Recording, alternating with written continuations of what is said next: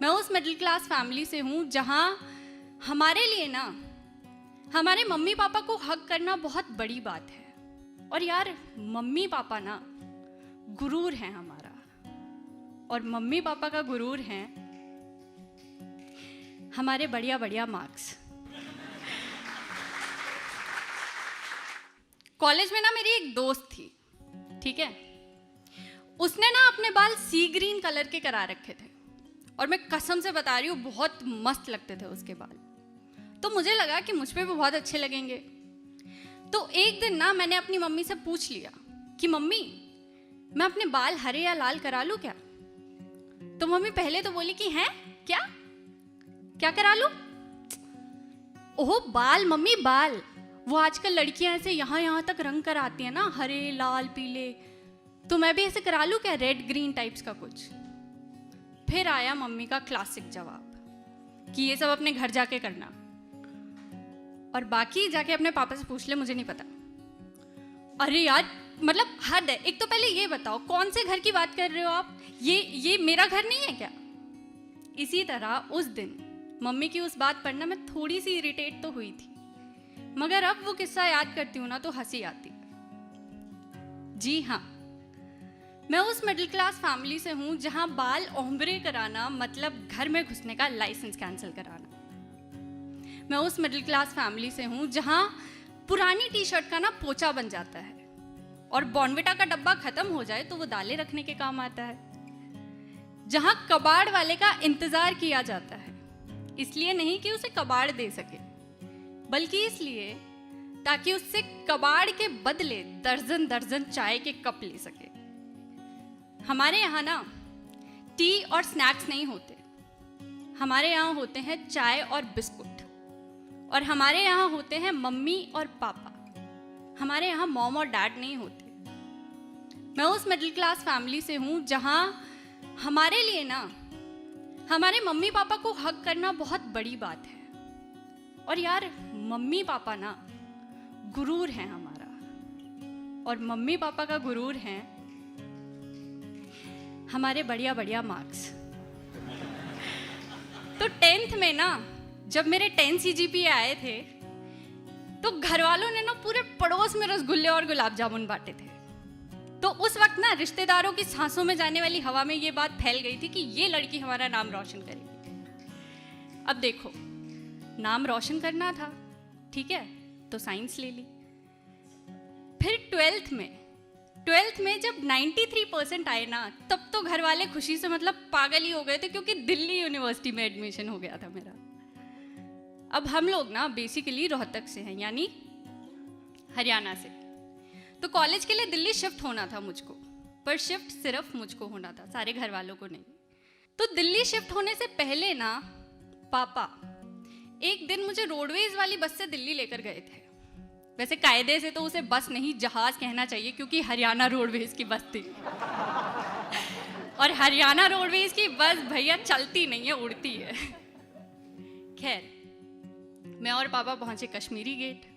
तो दिल्ली बस अड्डे से हमने मेट्रो ली और हम पहुंचे यूनिवर्सिटी कैंपस। और पापा ने ना मुझे पूरा रूट समझाया कि आना जाना कैसे है, पूरा फुल। और पापा ने मुझसे कहा भी कि निधि अच्छे से देख ले, समझ ले कि कैसे आना जाना करना है, क्योंकि आगे चलकर जब तू दिल्ली से घर आएगी, घर से वापस दिल्ली जाएगी, तो घर वाले तेरे आगे पीछे ड्राइवर थोड़ी ना बने रहेंगे कि तुझे बार बार कोई लेने जाए, कोई छोड़ने जाए। और वैसे भी ये सारी चीज़ें तो बेसिक होती हैं, ये तो हर इंसान को आना चाहिए, और कोई बहुत बड़ी महाभारत नहीं है, सिंपल है, तू 1-2 बार में सीख जाएगी। अगर सादे शब्दों में कहूँ तो मेरे पापा ने ना लाइफ के हर मोड़ पर मुझे एक चीज सिखाई है कि बेटा सेल्फ डिपेंडेंट बनना है, पापा की परी नहीं बनना। उस दिन दिल्ली से वापस आते टाइम वापसी में बस अड्डे पहुंचकर मैं और पापा कुछ खाने के लिए रुके, और पापा ना यूं ही मुझसे कुछ बातें करने लग गए। Now look, this is not normal, okay, क्योंकि हमारे यहाँ पापा लोग हमसे यूं ही बातें नहीं किया करते। तो पापा मुझसे बोले कि निधु, दिल्ली देख बड़ा शहर है, तू अकेले रहेगी तो ध्यान से रहना। तो मैंने कहा कि हाँ पापा, मैं ध्यान रखूंगी। फिर पापा बोले कि अच्छा वैसे ये अमिताभ बच्चन तेरे ही कॉलेज से पढ़े हुए हैं ना? तो मैंने कहा कि हाँ पापा मेरे ही कॉलेज से पढ़े हुए हैं, और बल्कि और भी बहुत सारे सेलिब्रिटीज़ हैं जो मेरे कॉलेज से पढ़े हुए हैं। फिर पापा थोड़ा सा मुस्कुराए। फिर पापा बोले कि हाँ हाँ कॉलेज तो अच्छा है तुम्हारा, देखा था मैंने आज, और दिल्ली यूनिवर्सिटी है भाई, अच्छा तो हो गई। दिल्ली यूनिवर्सिटी में एडमिशन लेना कोई हंसी खेल थोड़ी ना है, पसीने निकल जाते हैं बच्चों के।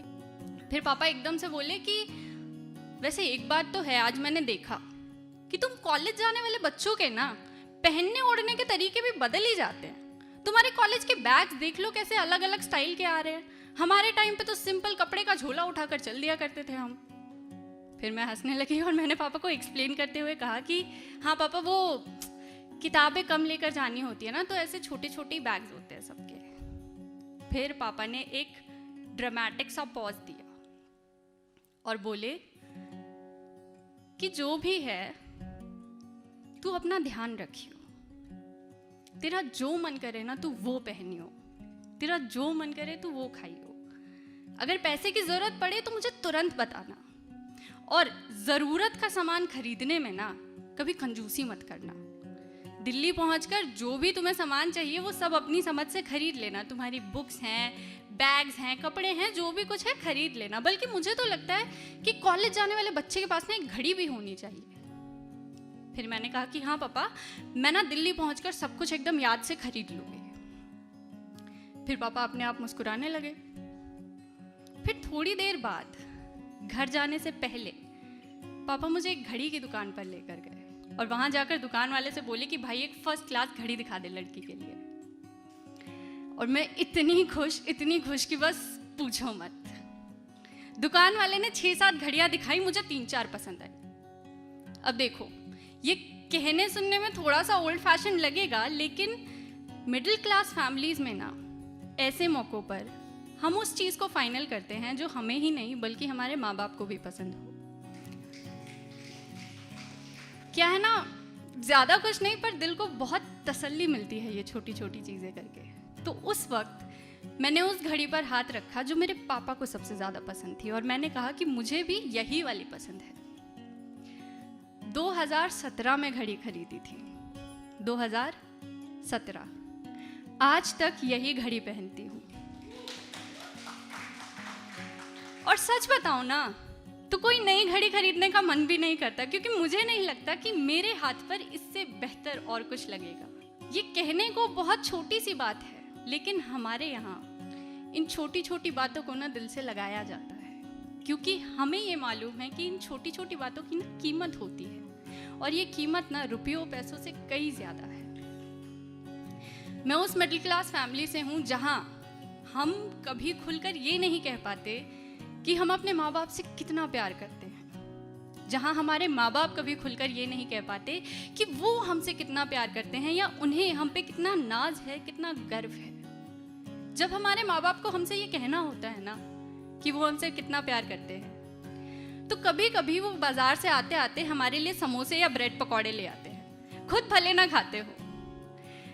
कभी कभी हमारी छोटी छोटी कामयाबियों का शोर ना पूरे मोहल्ले में मचाते हैं मिठाइयाँ बांटकर। कभी कभी हमारी नज़र उतारते हैं, तो कभी कभी खुद हमें मुसीबतों से जूझने के लिए कहते हैं, ताकि हमें ये बता सके कि बेटा जिंदगी में ना कुछ भी बनना, जिंदगी में कुछ भी बनना, चाहे मजदूर बनना पर मजबूर मत बनना।